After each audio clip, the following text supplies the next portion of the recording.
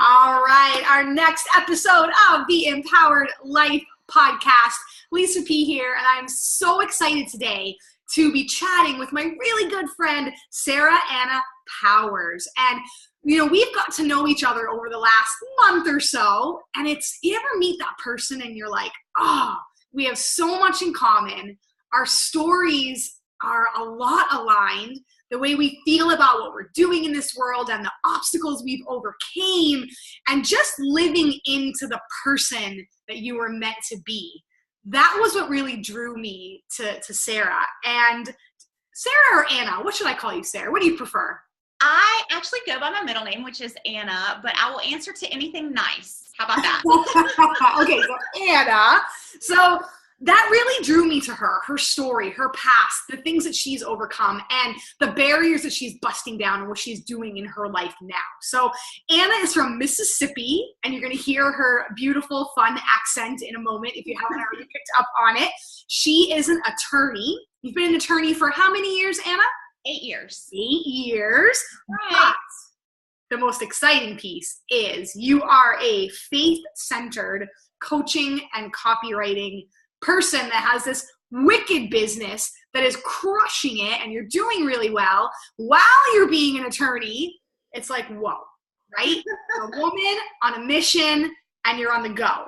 However, I know I'm like making it sound like da-da-da-da, the rainbows and the sunshines and the butterflies and life is good. But we really were chatting about obstacles that we've overcome, and maybe not knowing what your path should be, and not knowing what you want to do, or going down a different path in your life because someone else told you that's what you should do, or you would be better doing this. Don't go out and try to break the mold and do this kind of stuff. So people put their opinions on you sometimes, and you take that as truth, right?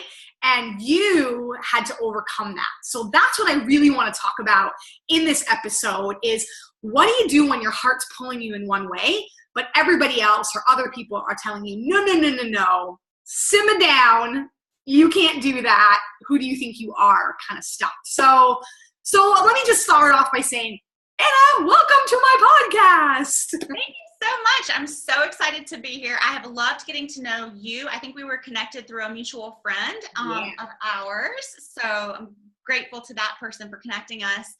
And yeah, boy, do we have a lot in common. So I'm super excited to be able to speak with you about overcoming obstacles. Yeah. So let's dig in. Let's get right in. So you are a faith-centered coach. Yes. You are a copywriter and a business coach and a leadership coach. Mm-hmm.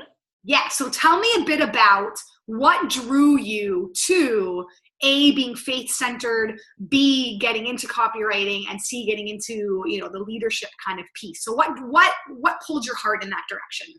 So the whole faith-centered element, that's just so central to my core. I was raised in a Christian home, and I love Jesus. I'm a follower of Jesus. I love people. So if you don't love Jesus, I still love you, because to me, that's Jesus is actually loving people. Yeah. But so that's a little bit different from how I got into the business. That's just the core of who I am. And when I was starting my business and thinking about, do I bring faith into it, or do I try to exclude faith? The answer that I came to was that there's no way I could exclude faith, because I've built my life around these principles that I hold to, and the things that I believe are true. And so there's no way I could really leave it out. Mm-hmm. So I thought, hey, go big or go home. Let's just embrace it. And there's Bible verses on my site, and I pray with my clients if they're open to it. Of course, I would not force that on anyone, but it's just a huge part of my message. I love that. That's how the faith-centered portion came to be. And I just believe that faith is the foundation of everything in life. So it's got to be there for me. Okay. And then with regards to the coaching and copywriting, man, I was interested in coaching from about the mid 2000s. But when I was about 8 years old and watching The Cosby Show, I saw Claire Huxtable, and she was this powerful woman, and she was an attorney. And I think on the show she had gone to Princeton, and I was like, that's what I want to do. That's it. I'm going to be an attorney. I love to talk. I love to argue sometimes. Try to keep that in check. And I'm going to go be this. I'm going to go to Princeton. I'm going to be an attorney, and the world's just going to open up for me. And everything's just going to fall into place. And I was blessed to be born with a certain level of intellect. So I had the capability to do that and really worked my tail off all through school. And my parents said, you know, you just do the best that you can do. And wherever you get into college, like, you can go. So I was like, okay, I'm going to Princeton. And I worked so hard and got that big fat acceptance pack from Princeton and was like, it's all coming true. Everything that I've worked for. And that's what we're kind of told, right? You work really hard. You go to the amazing college.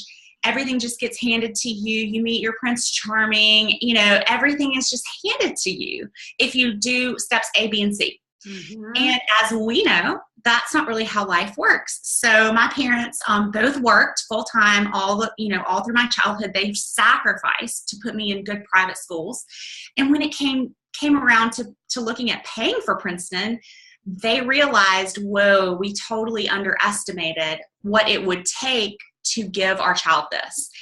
And whereas the state school was offering me a full scholarship and then some. So it's not that they said you can't go. They just basically said this would be really, really, really tough for us. And as a child, you don't want to make life tough on your parents, right? You want to, it was very clear that everybody wanted me to go to Ole Miss, University of Mississippi. Yeah. So I took the scholarship. I went to Ole Miss, and I think from that moment on, something shifted a little bit in me. Something died a little bit inside, because all those possibilities that I always believed I had, it was like all of a sudden a door was closed. And it really took me, oh my goodness, probably almost 15 years to really recover from that and begin to see the possibilities again. Mm-hmm. Because I ended up, I worked for 4 years. I actually did a year of Swiss law school, taught in French as a Rotary Scholar, which was really amazing and incredible. And then came back and worked in the States for 3 years, and then went back to law school. And came out right at the economic downturn, and so I had this great job, and it's great on paper, great money. But man, it was just like the grindstone. I took, I think, 3 days off in the first year and a half. I missed my grandfather's funeral because I needed to work. I mean, it was just not what I wanted to do with my life. Mm-hmm. And then, lo and behold, they lost, they had kind of some shifting in their business, and came to me one day and said, we have to let you go. We love you. We love having you here, but we've had downturn in business, and we have to let you go. Wow. And it was like, oh my goodness, I've done everything right. I've worked, I've sacrificed. I spent Thanksgiving in the office. I'd missed my grandfather's funeral, and now I'm left with nothing. And again, what a blow and what a setback. But what I've learned is it's all about perspective. And through losing that first job, what I found was another job that was a much, much better fit for me, with opportunities to learn whole new areas of law, surrounded by really brilliant attorneys who really gave me a respect that I hadn't experienced in that first place. And from there, that's when things started to open up for me to be able to begin a business. So I've been talking a lot. I want to pause and see if any questions are coming up as I'm going through this whole story. So I have about a half a page of notes already on what you're saying. Okay, the first thing I want to say, I love just going back to even just being a faith-centered leader. I love that there was no piece in you that wanted to hide that. Like you might have had that moment where you were like, I don't know how other people are going to take this. Maybe other people aren't faith-centered. Maybe they're not. They don't believe in God. They're not overly spiritual. But I love how you said, that's okay. This is just who I am. This is who I want to be. This is how I want to serve you. And if you're okay with that, great. If you're not, great. We can still coexist and love each other. And it's like rooted in love. I love that. And I love that you're just like, this is who I am. And I'm not afraid to show it. Because I think so many people struggle with that fear of judgment or fear of, oh, well, I really, want to put this out about myself, but I don't know how others are going to take that. Or, there's nothing worse than, I think, being inauthentic, because deep down inside, that authentic piece of you will always want to come out.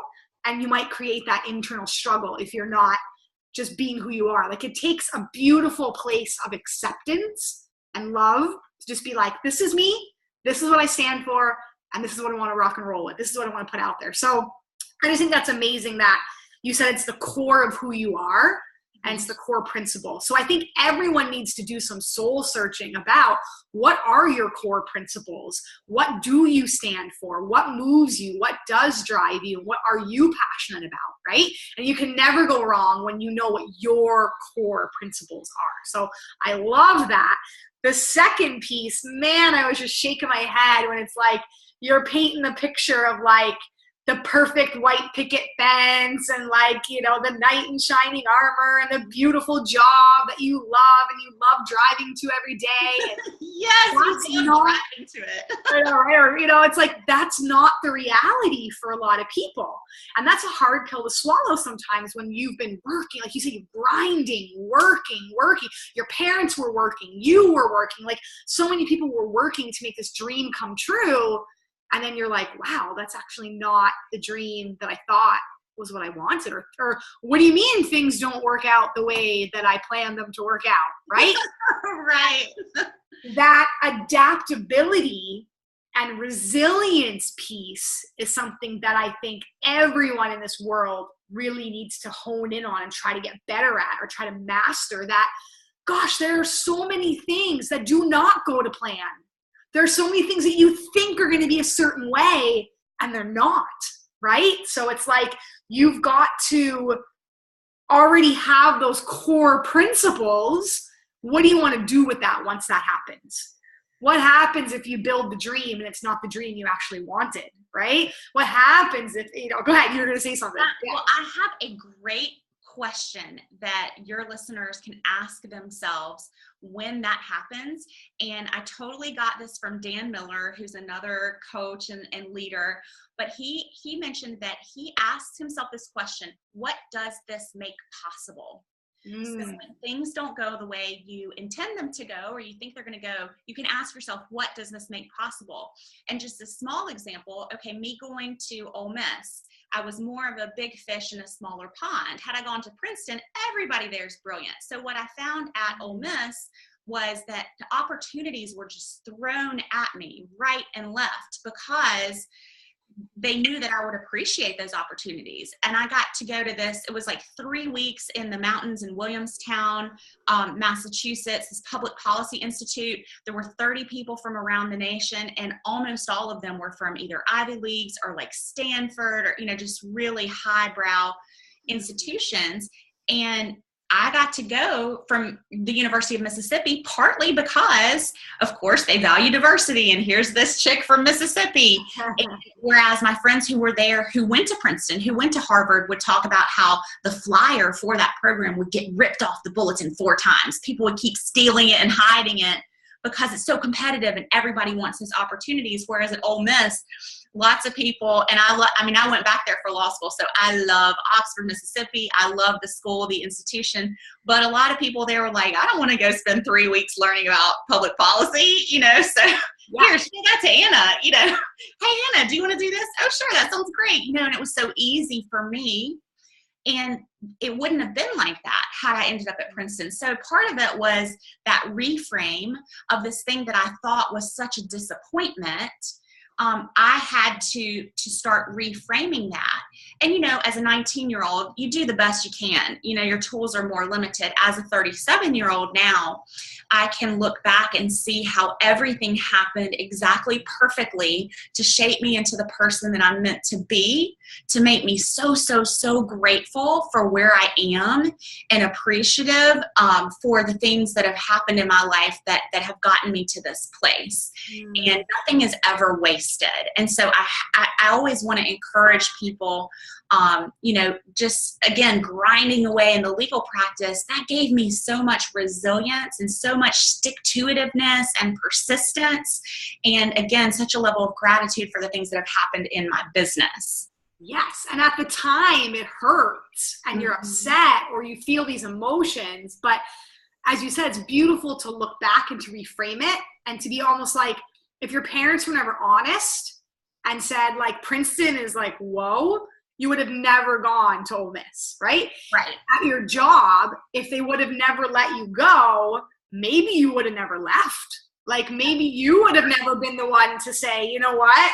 I don't want to miss, you know, I'm worried about my stability, or you might still be there, right? So that was almost a blessing in disguise if they had to let you go, right? I wouldn't have left because, you know, as a single person with a mortgage to pay, like there's no way I wasn't happy, but you only know what you know. And so when I went over to the other firm, and again, I mean, I say the Lord blessed me with a job in 2 months, which is pretty incredible. You know, most people have to look for longer than that.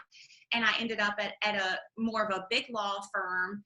And I remember actually calling one of my coworkers at that first firm and saying, like, you need to think about trying to get over here. It's incredible. It's so great. Like, because I only knew what I knew. I didn't realize that there was a better fit for me. And I'm not trying to knock that first place because there are great people there too. So I don't want to like dog or down anybody. And they gave me my first opportunity, right? But there are environments and atmospheres that are better fits for individuals. And now the firm where I practice, I went from a 750 person firm to a 4 attorney firm. And there's 8 of us total, 4 attorneys and 4 staff, and I adore it. And I stayed at that large firm for almost 5 years until I really felt like, you know, this is not where I need to be anymore. I've learned so much here. I'm so grateful for this opportunity, but now I'm ready to move on to the next step, and was able to find an opportunity at this smaller firm, which is very family focused and again, has given me the opportunity to also work on my business as well. And they're, you know, fully aware and supportive of the business. And it's just so, so beautiful the way that it all unfolded. But I needed those stepping stones. I wouldn't have probably been able to get this job at this smaller firm had I not been at a very prestigious firm for about 5 years. Right. So you've got the tools. You're like, I'm going to build this side hustle. I feel good about it. I've got this momentum. And in the beginning, it's kind of scary when you're opening your business. You're like, you have all these doubts and these fears and these worries, and you start to talk to people. And tell me a little bit about a conversation that you had with someone who you really valued, you still love, you still value, but then you kind of had a conversation about where you should go in your life with your business, and it really impacted you. So tell me a bit about it. Yeah. So we were talking about this earlier before we started recording. And one of the things that I want to encourage my own clients and anyone who listens to the things that I have to share to do is to really believe in yourself and trust your inner gut, your instinct, and your calling as to what you were put on this earth to do. So when I started my business, I started out doing body image coaching. And that's largely because when I worked with my very first coach, who, by the way, I didn't know that she was a coach to help you build your business. I thought she was a career coach who would help me take my legal skills and like transfer me into a different kind of job. I didn't really expect to go to her and build a business. Right. But she heard my story, which was a struggle with anorexia from the age of 19 to 23, and then a struggle with binge eating around the age of 25, 26, and slowly getting myself back to a healthy place. And she said, you know, that's your story. And I really clung to that because, of course, I respected her, and she's an excellent coach. But I let that one story define me and shape the course of the whole almost first 2 years of my business. Like the first year and 10 months of my business was body image coaching. And I had a mentor at the big firm that I worked at who was also a very dear friend. And I remember having this moment where I was like, you know, the body image message will always be a passion message for me. It will always be a ministry for me. I feel really strongly about it. But that's not really where I want to live. Like, that's not where I want to help people build their platform and find clarity on their purpose and build their business and spread their message. And I had a conversation with my mentor, and I said, you know, I think I want to do leadership coaching. And she said to me, well, Anna, I don't really think that's going to work, because like I would learn health from you because you're super healthy and you model that, you know, you eat well and you exercise and you're fit, yada, yada. But you know, and she was at a higher status in the firm than I was. She was like, well, I mean, I wouldn't go to you for leadership because like and I'm paraphrasing, of course, but I'm at this higher position and you're a staff attorney. You haven't really had a lot of success in the law firm as far as the partnership track. And so I don't know that people would really look to you for leadership coaching. Mm-hmm. And it hurt so much, but I knew that she really, or at least I believed that she truly cared about me, and that was her honest opinion. And I do think that was her honest opinion. That was, she wouldn't have come to me for leadership coaching. Okay. Why did I put so much weight on what she thought? And I really did. And I was looking to pivot at that point. And then I was just like, okay, I can't do that. I can do health because I'm healthy. And so I spent probably an additional, I don't remember exactly when that conversation happened, but probably an additional 6 months doing wellness when I knew it was time to move forward. And the way that I made the transition was in a coaching program that is called iHeart Coaching that I was in. We had a VIP day in London, and my coach, Emily Williams, stood me at the front of the room and basically gave me permission to do what I always wanted to do. Now, why I needed permission from Emily Williams, you know, but isn't that how we are sometimes as people? We're looking to people outside of us to confirm and validate. And ultimately, a really great coach, you know, which Emily is, will be able to pull that out of you, what is already there inside. And that's what I'm trying to do for my clients is say, what do you love? But I truly believe that's why I was so blocked in my business, is because I was trying to do something that I cared about, but that wasn't really what I was meant to do. And once I shifted over to, okay, I'm going to do business coaching and success coaching and leadership, it just, the doors just swung wide open for me. Yeah. And it's amazing when you realize, I love the way you reframe that as well about, you know, your friend, the attorney that was like, you know what, but she wouldn't come to me. Like, she's not my tribe. She's not my people. She wouldn't be somebody that would, you know, pick up what I'm putting down. But there's a sea of so many other people that will, right? So, you know, we do as humans, our brain is trained to focus on the negative, or to think about the can't, or the won't be possible, or the negative review, or the person that says that. And you're right. It's like, you've got to reframe it. Not that you need permission, but you've got to pull out, like I said, Emily pulled out what was inside. Yes. It was already there. Your heart and your gut were already telling you, go that way. You just let the doubt set in because someone you really valued gave you their honest opinion. Their honest opinion. And she wasn't trying to crush my dream. I mean, she was trying to help me. Right. And oftentimes we, in building a business, we face resistance from the people who love us because they want us to stay safe. Yes. So they're not trying to smash, you know, crush our goals. You know, they're trying, it's so funny now we say crush your goals is like a positive thing, but I mean, they're not trying to crush your dreams. Yeah. What they're trying to do is keep you safe and protected, and they're doing it the best way that they know how. But when you know what you're meant to do, you have to like put your head down, laser focus, and just go for it. And find those people around you who get it, Yeah. That's why like these group programs, masterminds, things like that are so valuable. So you're surrounded with those people who understand it, and then just go for it. Mm-hmm. Totally. I always say when people give you criticism, it isn't always criticism to squash you, like you said, or criticism to hurt you. It's just an opinion, Yes. right? Like that's what I've been really trying to work on, because as you build a business and you put yourself out there are people that are going to love you, and there are people that aren't going to love you. There are people going to jive with you and love your style, and there are people that are not going to jive with you and not love your style. Right. And it's just an opinion.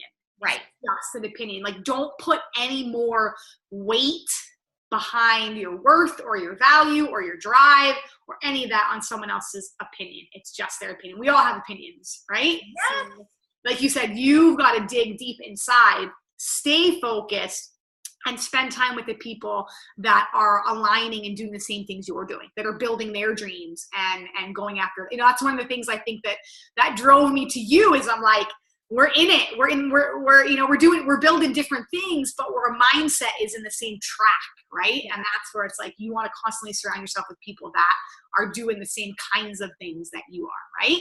Yeah. So business, tell me a bit about what does it look like now managing though your full-time job with your side hustle that's becoming your real hustle? Like, because for a lot of my people, we balance a lot, and that's like a common woman thing, men too, but that's a very common woman thing nowadays, whether you have kids or you don't, whether you're a spouse or you don't, you got a full-time job, a side job, a hobby. Like, we manage a lot as people. So what does that look like for you, trying to balance and juggle all those things? And my hats are off. My hat is off to, the wives and the moms. I don't have a romantic relationship currently, and I don't have kids. So that does free up a lot of time for me. So the hours that I'm not in the law office, before I go in, I'll be working. When I get home, I'll be working, and I work on the weekends, like pretty much every weekend. So again, this is because I'm passionate about what I'm doing, and I'm so grateful to get to do the work that I do and to get to serve the people that I want to serve. So that is a big test. How much do you want it? Are you willing to give up your TV? I used to watch The Real Housewives of everything. I now watch The Real Housewives of nothing. I haven't even turned on my TV in probably 6 months. So there are sacrifices involved, but I truly believe that we make time for the things that we want to make time for. Yeah. And, we all have 24 hours in a day. So the other piece, so the willingness to do the work. And that doesn't mean sacrificing your health. So I'm working on actually getting enough sleep. That's super important. It makes me more effective at law and at my business, especially with what I do with copywriting for people's sales pages and email funnels. I need that creativity. Yeah. I do CrossFit. I joined a CrossFit box. Rawr. That was a little rawr, Anna. Rawr. I never thought I would join a CrossFit gym, but I did, and I love it. So I really normalized my workouts so that I know I'm getting my workouts in. I order vegan meals from Sara. It's a company that will ship you like 5 days of vegan meals. And that way, I love to cook, but the time is limited right now.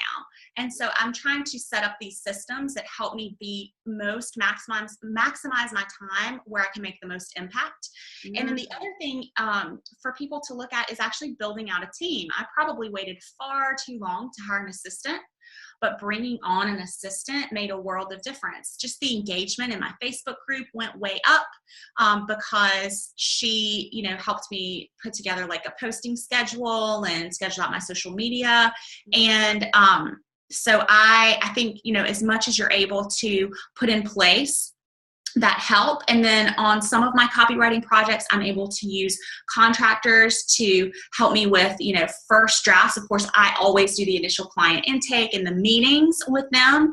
But that's the way that I work. I have a long questionnaire, and then I get on a video conference, and that's recorded. So, I'm now starting to build out a team where I can send those recordings to a contractor, have them make the initial notes, and then that saves me time. Of course, everything comes through me and gets my stamp, but that helps as I'm building the business as well. I love that. 2 things that jumped out at me: systematize and get help. Build a team. Yes. Right? Yeah. Right. And that's a common thing that we struggle with as well, is you're not going back to that being focused.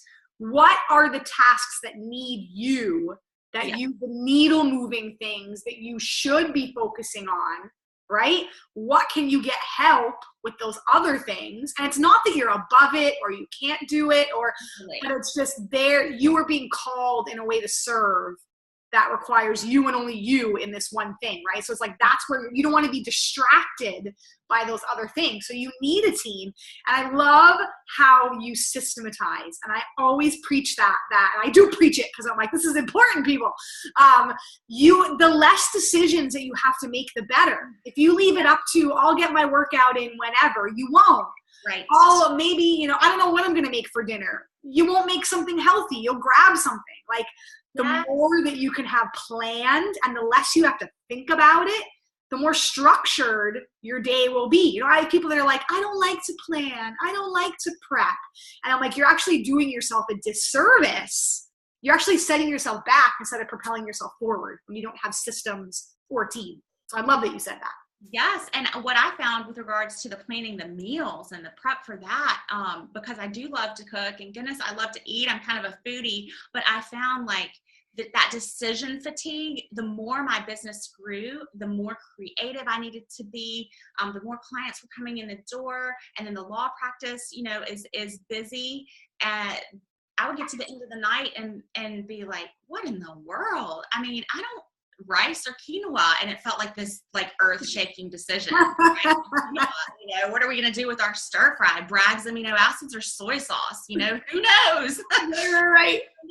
Okay, this is a piece that I can outsource, and this would help me. So I think it's important to look at what's going to move the needle, like you said, the most for you, to take off the plate. And cooking is it for me. Yeah, I love it. I love it. Now I want to circle back for a second, if you're willing to dig in a little bit here. And you probably know what I'm going to ask you. So your health. So you shared about how, at the beginning of your coaching was this body image stuff because you had gone through a personal, experience with being, one side of the spectrum and then being another side of the spectrum. Yep. And we know as entrepreneurs, my moms, my wives, those people on the call as well, like we always want to be the best person we are, the healthiest person we are, the happiest person we are. And our health is everything. We were just talking about that, how, we've had a few people in our life that have had some health crises and things. And you're like, whoa, that really puts in perspective how if you don't have your health, nothing else can fall into place, right? So tell me a little bit about that journey. Where have you, obviously you are in a much better place now, you're a much stronger place, right? Not that you were weak before, but you've got, you just got maybe, like you said, more capacity, more tools, more reasoning, more help. You're just in a different place now. What helped you get to that place, from that place that you struggled, which we all struggle in our health, to that place where you are now? So I believe it was a God thing, and it was also a complete mindset shift. So my identity was so tied to being thin, and that was what I thought made me desirable, made me, look like the cover of the magazine, etc. I thought I had to be that 105 pounds, 110 pounds, and I'm 5'7", so that's very small, to get where I wanted to go in society. And then when I went to treatment and kind of, quote, tackled that part of it, my body got healthier. I got up to like 120, which is still very light for me, but at least I was able to function normally. Mm-hmm. But my mind still wasn't healthy. So I used to pray, dear Lord, please bless this food and help it not make me fat, or some variation thereof. And that's, I try to be very non-judgmental, but I'm going to make a judgment call and say that's not a healthy prayer. It's just so focused on the appearance. And so little by little, I had some changes in my life, and the year that I was about 25, I went through a depression, and I just started eating. And I think my body was so conditioned to not having great amounts of food that it just kind of clung on to everything. And very rapidly, I gained a lot of weight. So I went from, from that small weight to like 220 pounds. And all of a sudden I didn't recognize myself in the mirror. And it was just this moment of shift where I realized, you know what, I'm the same person inside now at 220 pounds as I was at 135 when I looked like the cover of the magazine, when I was muscular and fit, as I was at 105 when I was emaciated. I'm the same person. And I believe that God created me for a purpose. And it was so interesting to gain all that weight because people did treat me differently. When I lived in Atlanta that year, when I first moved up there and was a lower weight, I would go eat dinner at a bar by myself, like sit at the bar, and they would give me like a free drink and a free dessert. And then over time, as I get bigger, like no more free stuff, no more free stuff. Yeah. And it was very easy because it happened so fast for me, that weight gain, to watch the change in reaction. But what I realized was, that's crazy because I'm the same person inside. Why are people treating me differently? Yes. And once I just embraced, you know what, I'm Sara Anna Powers. I am who I am. My beliefs and my values are the same. And God loves me, and he's not mad at me for eating up to this weight. He's not angry with me. He just wants me to have a happy, joyful life, loving and serving him. And that's what it was, for me. Because of my faith background, it was seeing myself as already loved and already beautiful. And then making decisions from that place. Oh, I'm loved. I don't need to eat 8 pieces of pizza. I'm already loved. Like, I don't need to find my love in this pizza or this wine or, whatever I was taking, these cookies, these donuts. I'm already loved. And the other thing that I did was to start treating myself like I was deserving. So, as I gained weight, I couldn't fit into my clothes. And I like nice clothes. I like clothes that, are good quality, and I like textures and the way things feel against your skin. So I'm always into quality. But as I gained weight, I was like, okay, I don't want to spend a ton of money on new stuff. So I'll just go to Old Navy, and nothing wrong with Old Navy, but, I'll just go to Target or whatever. And so at some point I was like, you know what? No, this isn't me. This isn't the type of clothing that I wear. So I'm going to go to the boutiques, and I'm going to find a boutique that has a size 16, and I'm going to buy it. And so I bought like a nice Issa dress. Remember, that was popular when Kate Middleton started to wear their dresses, and their wraps. And so, they have a little give in them. And so I found things that I could wear that were polished rather than just covering myself in the sweatshirts and the khakis. And that went a long way. I bought nice perfume. I lit nice scented candles, and I just started treating myself like I deserved it. And that went a long way for me as well. That's awesome. Wow. I love that. I love and deserving. Like, even that, like, just that mantra came to mind where you're like, I am loved. I just, I'm deserving. I'm already loved. I'm already enough. Mm-hmm. Right? Because, as we know, we see that self-worth, we wrap it up in so many other things when it's already there. You're already enough. As you said, it doesn't matter what number on the scale you are, what size in clothing you wear. It's coming from that internal place of love to say, it doesn't matter. The external doesn't matter. The internal is what's important. And you're able to find that healthy place. Yeah, go ahead. Yeah, and I believe, we're created with beautiful and unique souls, each and every one of us. And that exists no matter what the body looks like. I mean, heaven forbid, you could be in an accident and your whole body could change, functionality in a split second. Does that make you any less of who you are? No, right. So to honor the soul of people and to recognize that everyone has struggles and we all deal with them a little differently. And some people, it gave me so much compassion. I'm so grateful that I gained that weight. Like if I could go back and do it again, I wouldn't binge eat again because that wasn't healthy. Right. But I'm grateful for the lessons that I learned because it gave me so much compassion. Whereas before I might be like, why can't they just stop eating? You know, because as an anoretic, if you say the grammatically correct term, I restricted myself from eating. So there was this, why don't they just stop eating, these people who are. Yeah. Ooh.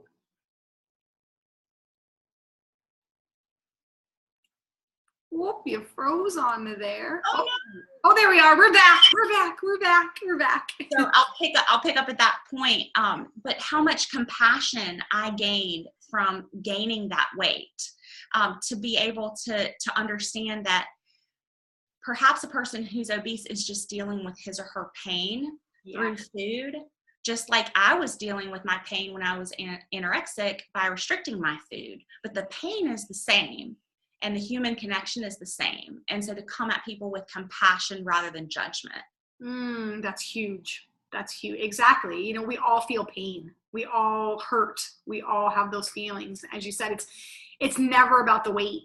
It's never about the external stuff. It's about having that compassion, being that lending ear, being there for someone when you know they're struggling through something. It's just being expressed through their body or their choices or those sorts of things, right? Yeah. And it's that human connection, that to know that you're not alone. We all struggle. Like you said, we all have pain. It's just we express it differently and we get help in different times with things that we need. Yeah. And it made me think about, like, people are only going to care about it. We hear it, how you make them feel.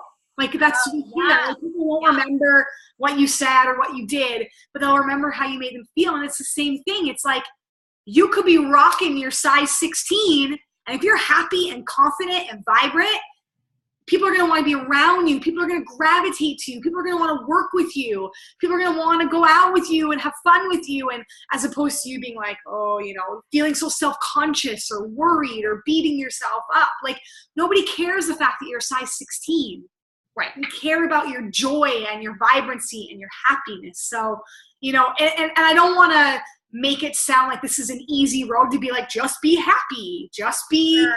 Oh, my goodness. It was such a long road. I mean, I lost the weight over years. I did it very slowly in a very, but that was the way that worked for me and that felt great to me. Because before I looked at it from that perspective, I would actually I would say, okay, I can lose 2 pounds a week. And I would write out in my calendar, okay, now I weigh 220. Next week I'll weigh 218. And I would journal it out like 6 months down the road. Okay, so like in half a year, I'll be at my goal weight. And then I would fail one week, you know, in quotation marks, and just toss it all out and start over and put the same numbers in. And I was like, yeah, know what? I'm done with that. I don't even care what I get to. Yes. I don't care what weight I get to. I'm just going to eat in a way that is nourishing to my body and that, you know, makes me feel physically good. And we'll see what happens. Totally. And getting help, I think, was so key.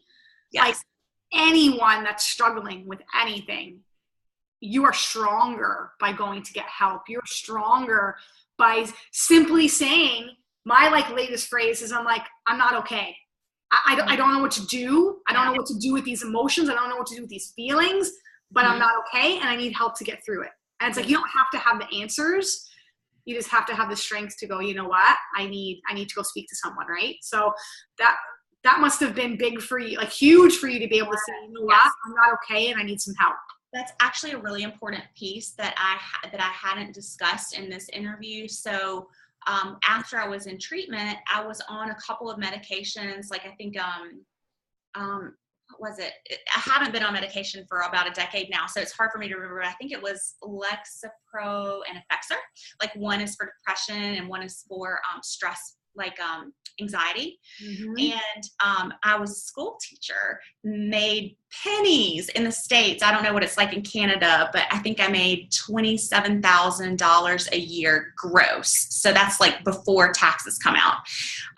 And my medicines were, you know, a couple $100 a month. And so I had been kind of in recovery for a while. And I thought, I really can't I told myself I couldn't afford these medicines. I don't want to put them on a credit card. And I was working, at night tutoring people, and I was tired. I wanted a break. Like, let me just work like one job, please. And so I quit taking my medicines. And I do believe that had, again, I've been off medication for years now, but there was a weaning down process. And so again, I'm not a doctor, so I'm not giving any medical advice. Of course, I give my legal disclaimer. No medical advice is being offered. But when I just took myself by my own free choice off those medications and kind of gave up that support, again, cut back on therapy because it was expensive. And that's actually when things started to really go downhill for me. And one key piece that I didn't mention after, of course, I think the biggest thing was the way that I started viewing myself. But I did get help. And I basically begged my family to please help me get in to see a psychiatrist, and was able to get back on the medication that I needed.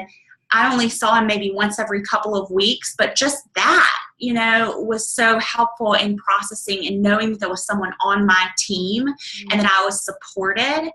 And so that's something that I'll say, is there are things that that you need, and don't convince yourself that you can't afford them. Don't let your health go because of money. That's such a huge take-home point. Huge. And I just admire you and your strength and your vulnerability and your honesty. I mean, we're talking about some deep, deep stuff on this. Okay. I'm like asking you all this deep stuff, but it's real.